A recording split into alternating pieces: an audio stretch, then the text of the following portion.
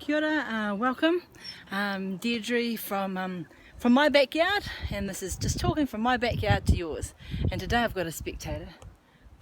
Got my dog. My dog's with me today. Kyo. Good girl.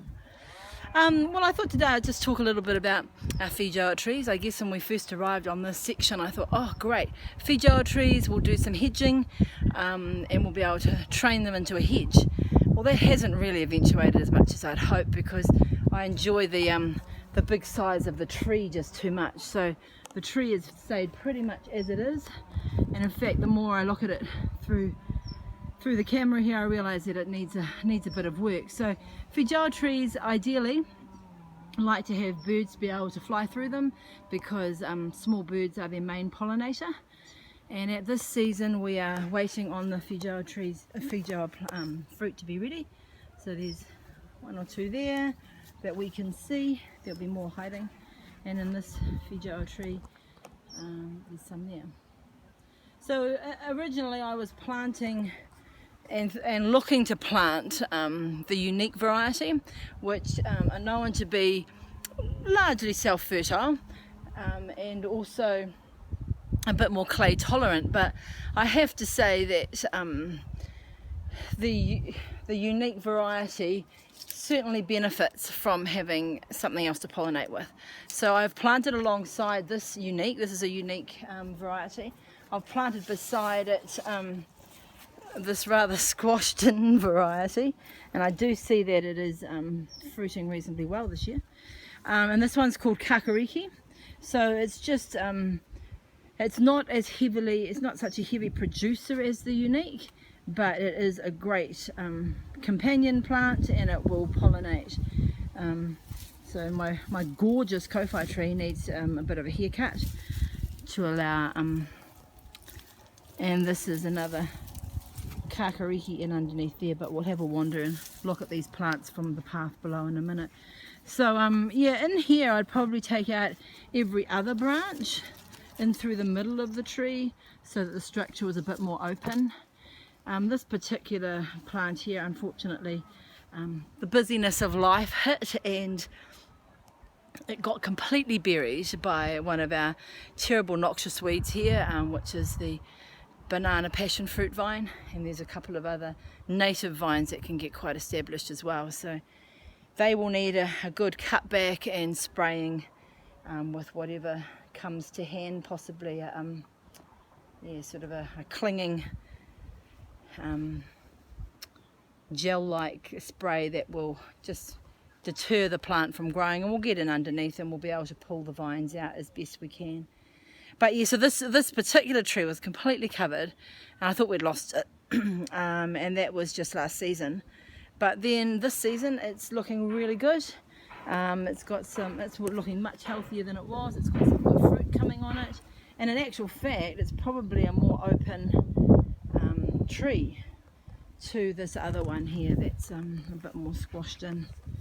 Our Anzac Day crosses remembering family are still out, but just come on down this way and we'll have a look at the underneath side of this pathway, which is where the Feijoa trees were going to be hedged. I'll comment on the kowhai trees in the section in another link, so have a look below if you're interested in that. So look, we planted these. This was the first Feijoa tree to be planted, this unique one here. See if I can get a slightly bigger angle. Yep, there, like that. And then this variety here is beside it. I think the kakariki is definitely this one, but it might be this one as well. But they were planted fairly close. I think there's about half a metre between those roots through there, maybe a metre between that one and that one. But because they were planted on a bank, we had a lot of trouble, and I can still see we're battling it with gravity fall off on the roots, and they're just getting above the soil. You can see there they're a bit exposed. So I will be definitely looking at well, I have looked at various times at running a plank through here and doing some soil build up on that side just to retain it a little bit, but then the dog quite enjoys the fresh soil and then gets dug away, so it's a bit of an ongoing battle, but I will do that. So that's the parent Feijoa trees, and there's some nice Feijoas coming here. The unique, as I say, is a fairly heavy cropper, and the sweetest avocado, the sweetest Feijoas are those that fall on the ground, so it's quite ideal. The children quite enjoy racing down here and seeing if anything's fallen off the tree that's ready to eat on down the path here.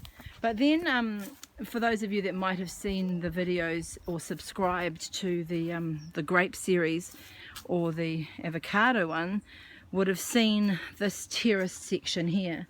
Now this terrace section, when we first arrived, was all in vegetable garden, unkempt vegetable garden, I must say, and at various reincarnations I've turned it into a berry garden. I did try a vegetable garden for a season or two. It just didn't work. Life was just too much at various times. So what I've done is I've put down a very light weed matting, and the reason it's very light is, oh, there's a tag snuck under there, someone's old courgette label, is I like it to decompose. So this will eventually, you know, in a short season or two, will completely decompose, and the bark mulch will have got established covering the weeds.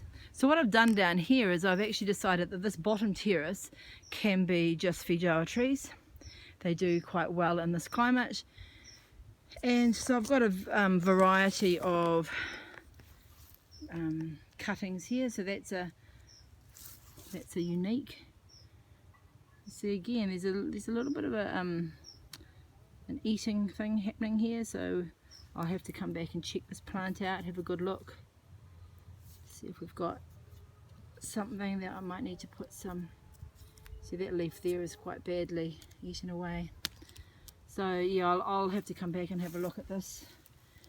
And this is a more established plant, a cutting perhaps from the previous season.